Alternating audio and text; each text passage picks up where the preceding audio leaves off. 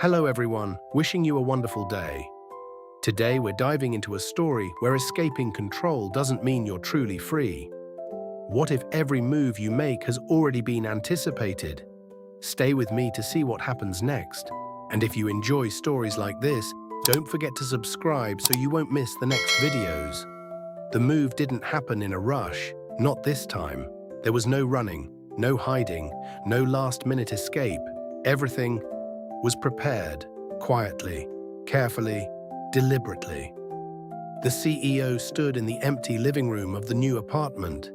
High floor, wide windows, the kind of place where the city looked distant enough to feel peaceful, but close enough to remind you it never really sleeps.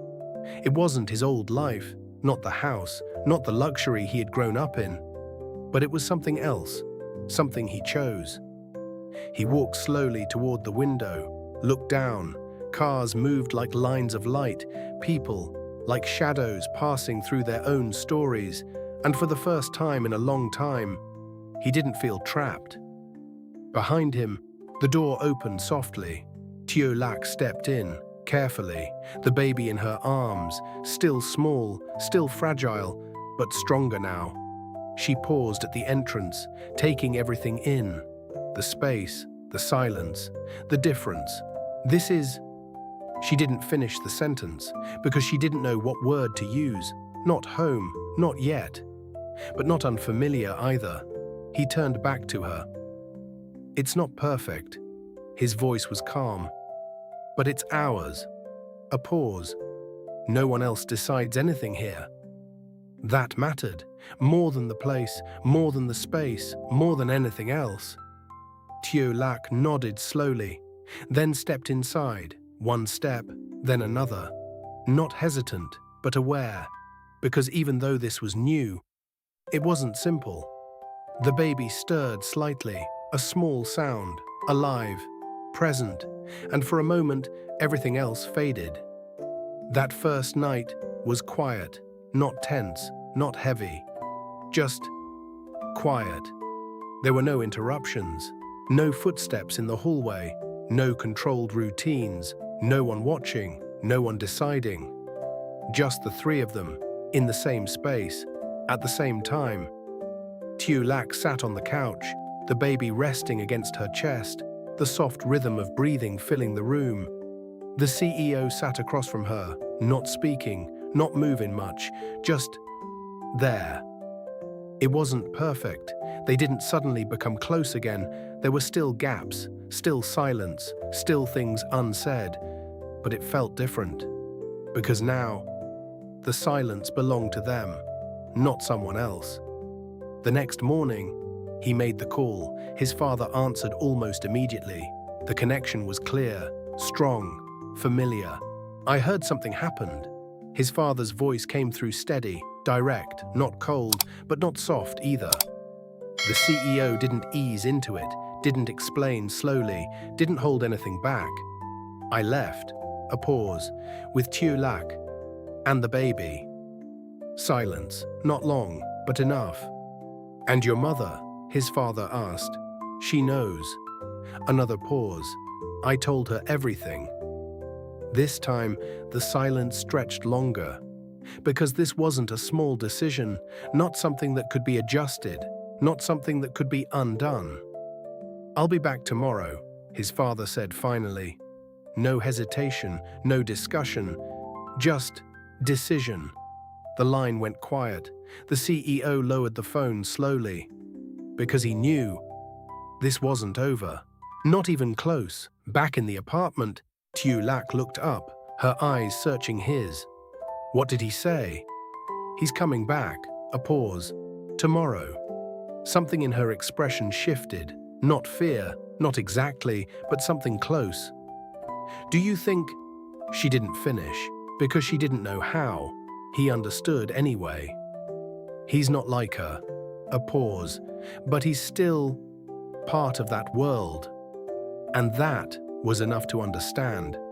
That night, neither of them slept deeply, not because of fear, but because of anticipation. Because sometimes, the next step isn't harder because it's unknown. It's harder because you know exactly what it might bring. The next day came faster than expected. The airport, the drive, the return. His father didn't come home first. He came straight to them.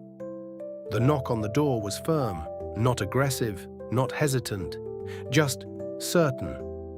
The CEO opened it, and there he was, standing still, looking exactly the same, unchanged, controlled, composed. But his eyes moved immediately, from his son, to Tieu Lac, to the baby, taking everything in, saying nothing. You moved fast. His voice was calm, even, but carrying weight. I had to, the CEO replied, just as steady. A small silence followed. Then, his father stepped inside. He didn't walk around, didn't inspect, didn't comment on the space. He stopped near the center of the room and turned. Tell me everything. No judgment, no assumption, just expectation.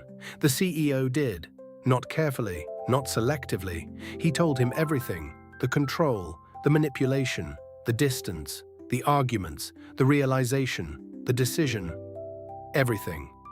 Tieu Lac stood quietly, holding the baby, not interrupting, not adding, because this was not her place to explain, but it was her life, being told. When he finished, the room went still again. His father didn't react immediately, didn't respond, didn't show anything. He just stood there, thinking.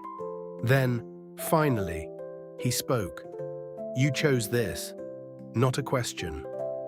Yes. And you're ready for what comes next?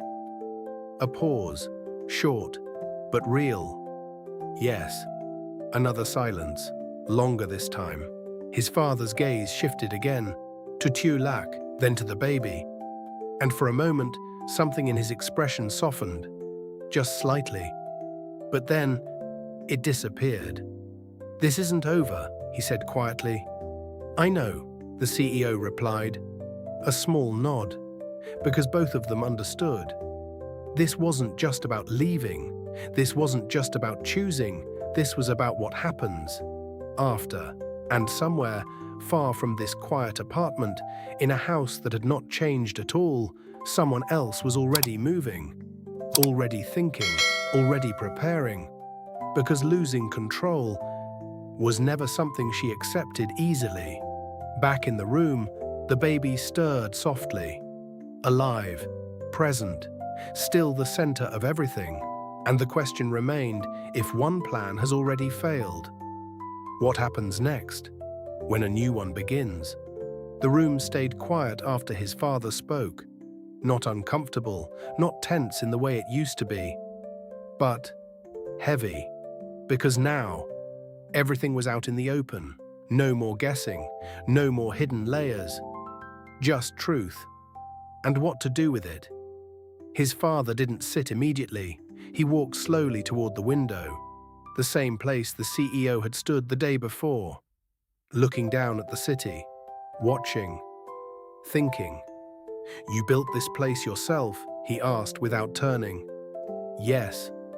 A simple answer, a small nod. Not approval, not disapproval, just acknowledgement. Then, finally, he turned back and looked directly at his son. You've changed. The words were quiet, but they carried something, not judgment, something closer to observation. I had to, the CEO replied. Another pause. His father's eyes moved again. To Tieu Lac, still holding the baby, still standing slightly apart, not stepping forward, not stepping back, just there. You're Tieu Lac, he said, not asking. She nodded slightly. Yes. Silence.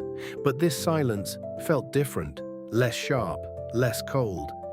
I've heard many things. His voice was steady, measured. Tieu Lac didn't react, didn't defend, didn't explain, because she knew this wasn't the moment for that. I'm not here to repeat them, he added. A pause. I'm here to see for myself. That changed something, just slightly. The baby stirred, a small movement, a soft sound. His father stepped closer. Not too close, but enough. "May I?" he asked. Tieu Lac hesitated, just for a second. Then, she nodded, carefully. He reached out, not taking the baby, just touching her hand. Lightly, the baby's fingers curled, instinctively, around his. A small reaction, but real. And for a moment, everything else disappeared. Then, he stepped back. "She's strong," he said quietly. Tieu Lac's fingers tightened slightly, because she had heard that word before, but this time, it didn't feel like judgment. His father looked at the CEO again. "You did the right thing." The words came suddenly, without warning. Silence. The CEO didn't respond, not immediately, because he hadn't expected that, not from him. "But that doesn't mean it's finished," his father continued, calm, clear. There it was. The second part, the part that always came. "What do you mean?" the CEO asked.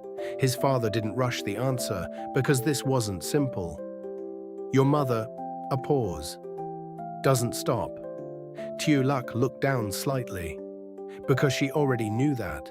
She had felt it, seen it, lived inside it. "And this?" His father gestured slightly around the apartment. "This is not outside her reach." The words landed slowly, but heavily. "You think she'll interfere again?" the CEO asked. His father didn't answer immediately, because the answer was obvious. She already is. Silence, real silence. Because now, there was no doubt left. The CEO exhaled slowly, his jaw tightening again.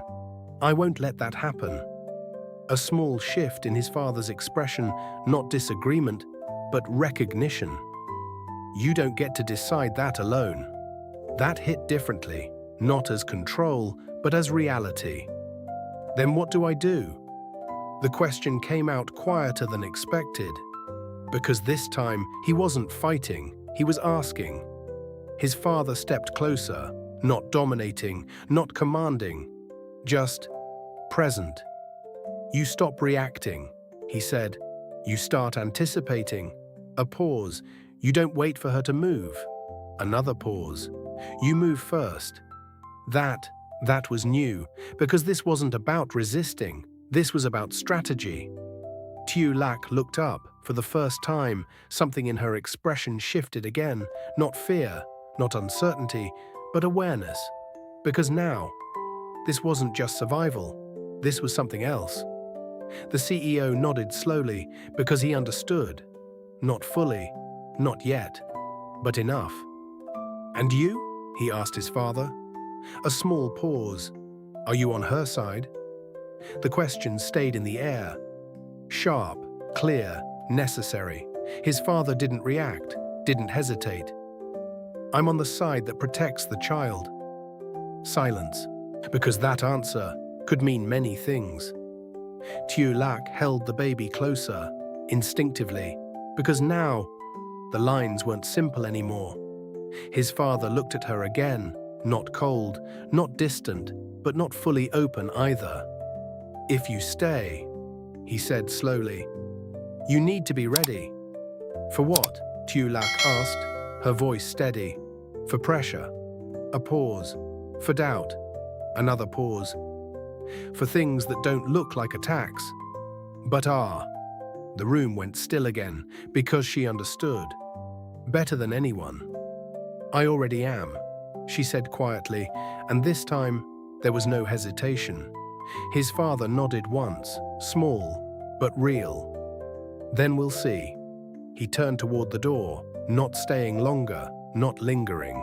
Because decisions like this didn't happen in one conversation. As the door opened, he paused, just slightly. "You left the house," he said, without turning back. But the story didn't stay there. And then, he left. The door closed softly. The room returned to silence, but not the same silence as before. This one was sharper, clearer, more aware. The CEO stood still, processing everything. Tieu Lac sat down slowly, the baby resting against her, and for a moment, neither of them spoke, because now, They both understood. Leaving wasn't the end, it was the beginning. And somewhere, in a place where everything was still perfectly arranged, a new move had already been made.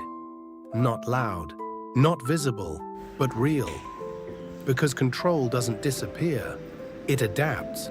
And the question remained, when every move is being watched, when every step is being predicted, can they stay ahead? Or are they already part of a plan they haven't seen yet?